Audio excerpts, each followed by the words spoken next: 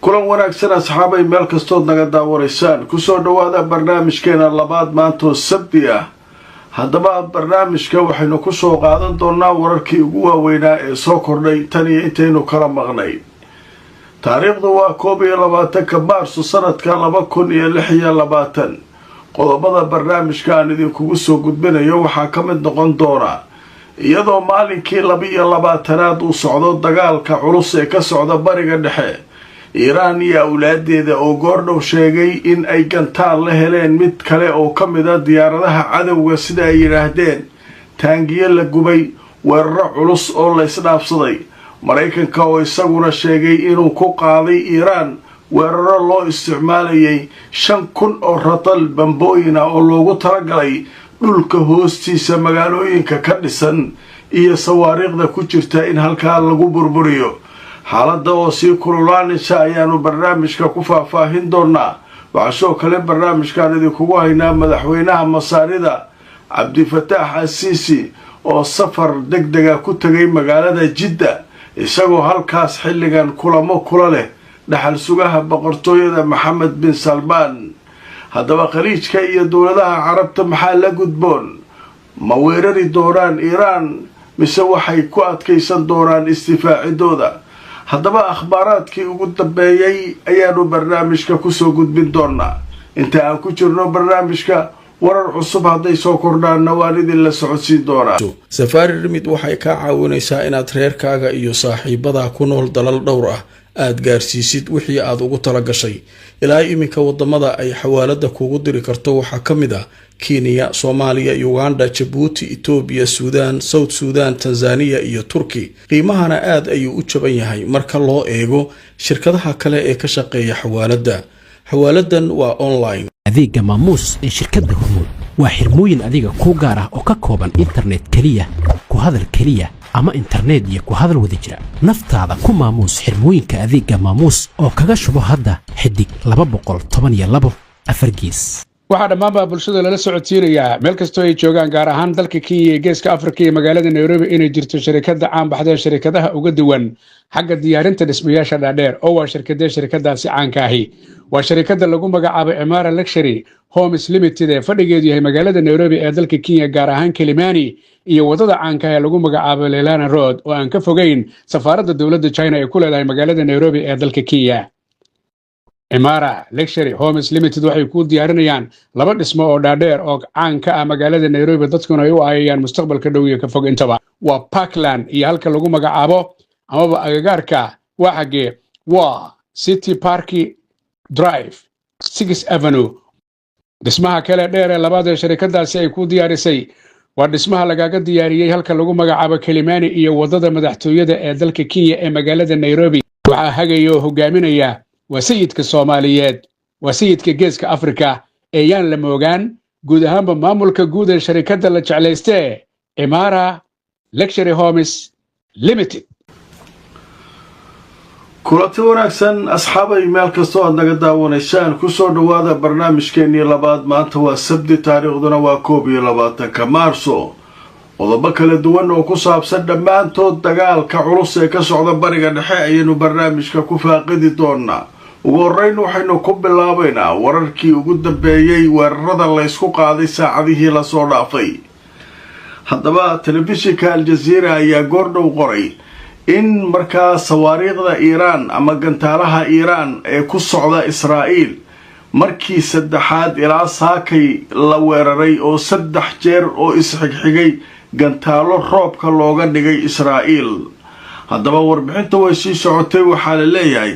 ciidanka ilaalada kacaanka Iiraan ayaa goordhow waxay sheegeen mawjadii weerar ee 72 ee ka dhan ah goobaha ay joogaan xoogga ku haystaan gumaystaha sida la yiri ayaa la weeraray.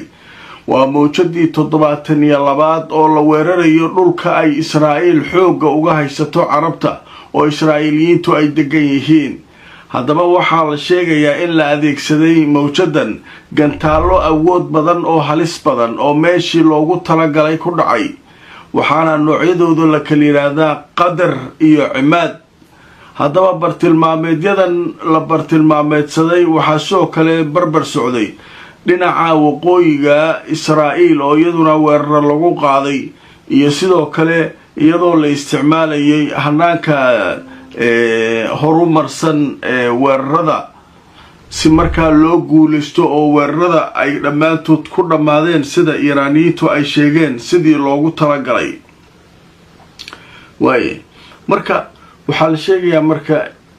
dufcadii waxaa la marayaa 72 numberkaas waa socdaa numberkan koow laga soo bilaabay ilaa 72 waa la socdaa dufcad marka saakay waaga markuu bariyay ilaa hadeer 3 weerar oo kala duwan ayaa Israa'iil lagu qaadaa leeyahay waxaana la isticmaalay gantaalo loogu talagalay meelihii loogu talagalayna way ku dhaceen marka dhanka kale Mareykanku iyaguna taliskooda dhexe war soo saaray waxay sheegeen inay duqeymo ay u isticmaaleen 5,000 oo ratal bambooyin culeyskooda uu dhan yahay inay Iiraan ku weerareen ujeedka waxa way yiraahdeen dhulka hoostiisa gantaalaha ku jira inaynu burburino marka dhinacyada wax la isu naxaya male si fiican la isu garaacaya maadaama maanta ay marayso maalinkii 22aad la socdaa bil ayay Iiraan difaac ku jirtaa oo dhagaha iska garaacayaan dhinacyada waayahay haddaba maxaa ka soo kordhay marka qorshaha Mareykanka la leeyahay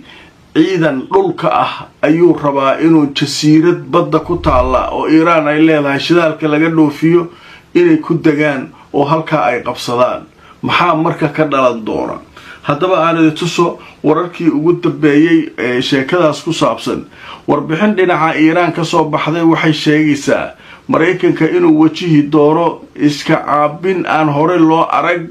haddii uu isku dayo inuu weerar ku qaado jasiiradda la yiraahdo Kharak ee Iiraan ay leedahay wakaaladda wararka Iiraan ee la yiraahdo Tasniim ayaa warbixin military oo ay soo xiganayso waxay sheegaysaa in Mareykanka uu la kulmi doono weeraro aan weligii arag haddii uu isku dayo inuu ciidan geeyo jasiiradda la yiraahdo Kharak oo ah jasiirad badda ku taala oo Iiraaniyiintu ay leeyihiin jasiiradda marka waxay leeyihiin waa meesha ugu badan shidaalka iyo laga dhoofiyo iyo waxa dhan Mareykanku marka ciidamadan hadda maraakiibta uu ku keenayo mariniska badda ah ayaa waxa leeyahay waxa inay weeraraan ay rabaan jasiirad laakiin Iiraan hadda waa u sheegtay waxay tiri waxa hore loo arag ay idin qabsan doona hadda jasiiradeena cag soo dhigtaan isku daydaan marka sheekadaas iyaduna way kulushahay oo Mareykankii markii cirkii wixii oo dhan laga daalay ay hadda waxay leeyihiin jasiiradaas ayaanu qabsanaynaa si aan cadaadis u saarno Iiraaniyiinta inay maaratay iyaguna ay furaan marinka Hormuz marka sheekada iyaduna halkaas ay joogtaa dhanka kale warar dhanka Iiraan ka soo baxay waxay sheegayaan in dawladaha qaar loo ogolaan doono inay maraakiibtooda maraan Hormuz dawladaha hadda u sharaxan oo inay la fasaxo hadda la fasaxi doono waxa kamida Japan oo kale dawladda Japan waxa wada hadlay mas'uuliyiinta Japan iyo wasiirka arrimaha dibadda Iiraan Japan waxay tiri anagu wax shaqa weerarada ladii hayo kuma lihi kuma jirno حتى ما أقولين إن مارتي وردينا يدبعتها الذي كواينا وكسور جدنا مركا جبان مركا هذا وحلي وحلقيابا إن لا فصحوا أيا لقيابا قلبك يسقون هالكاسك جود بينا قلبك كلا برنامج كانوا كسر قادنا إنه حسب الله أيا يدنا جوردو وربحنا عصب صوصارتي وحي شيئا تانجيو أي جبين iyo duqaymo kala duwan oo ay ku qaadeen ciidanka Israa'iil hadaba warbixinta Xisbullah ay soo saartay hadaynu u gudubno waxa leeyahay Xisbullah waxay sheegeen inay marka la heleen gantaal taangi leeyraado Mirkava deegaanka leeyraado An-Naqura ee ku yaala koonfurta Lebanon halkaas oo ciidamada Israa'iiliyiintu ay soo galeen hadaba waxa la sheegayaa inay gantaal la heleen taangiga Mirkava oo markaa weerar culus ay ku qaadeen waxay soo kale Xisbullah sheegeen inay gantaalo ku weerareen taliska hogaaminta dhanka waqooyiga u qaabilsan ciidamada cadawga Israa'iil sida ay yiraahdeen waxay soo kale drones ku weerareen goobo ay ciidanka Israa'iiliyiintu ku sugnaayeen deegaanka la yiraahdo Kiryat Shimona waxay sidoo kale bartilmaameedsadeen gantaalo iyagoo la beegsanaya goobaha xarumaha ciidanka Israa'iil iyo goobo kale oo markaa ku aadan deegaanka la yiraahdo Markaba al-Xuduudiyya